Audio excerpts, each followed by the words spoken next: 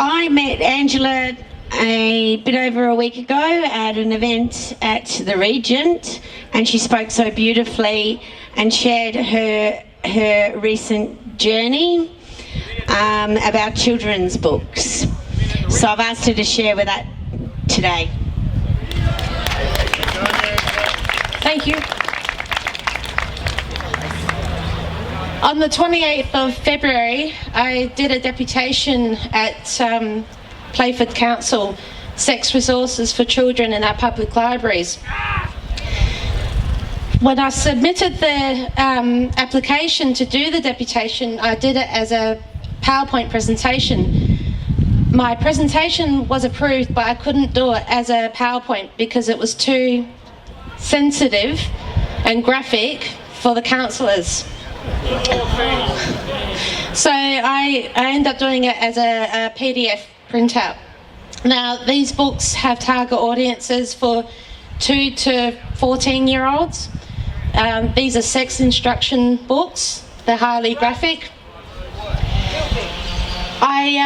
So following the deputation, I've done a deep dive into everything and the whole process.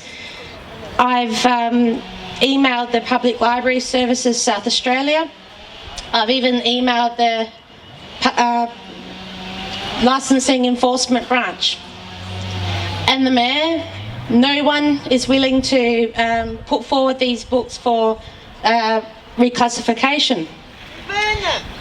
I rang up the Australian Classification Office, and the man I spoke with, he said that pretty much all of the books in our libraries are unclassified.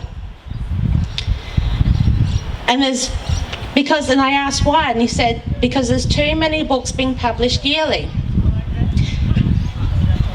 And there's probably hundreds or thousands of these books. Some of them might be in our schools' libraries. So I did a complaint form, and I've received an official response confirming that these books are unclassified. So with everything that I've found, I've had a meeting a few weeks ago with a South Australia senator, and I've also emailed a One Nation MLC, so keep an eye out for what they will be doing in Parliament. But I do want to put a call out to all the parents and caregivers. Go to your child's school libraries and borrow the books, take photos of the images and send those to the Education Minister's office. Go to your public libraries, borrow these books in these areas. They're in the non-fiction 612 to 649 parts of the non-fiction area, that's the call numbers, or in the teen culture areas. Take the photos, send them to the classification office, to your local MPs, bombard them with emails, force them to reclassify the books.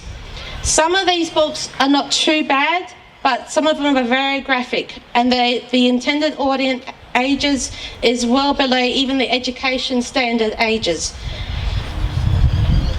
So with that, the call out, everything will be typed up on the Facebook page to the Adelaide Freedom Rally, and have a look at it. They've also put in some videos that at the last place that I spoke.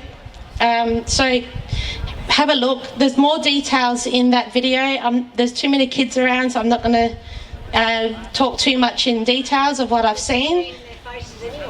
But yeah, thank you, and we'll see how we can get these books classified. Thank you.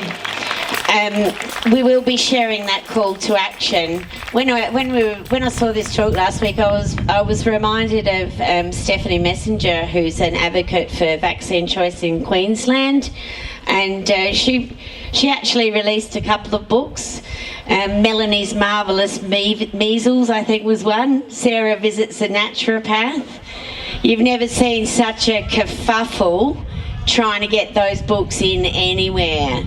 I must touch base and see where she's landed. but you know, very dangerous to imply that having measles isn't going to kill you, that's for sure, or seeing someone other than a doctor is bad news.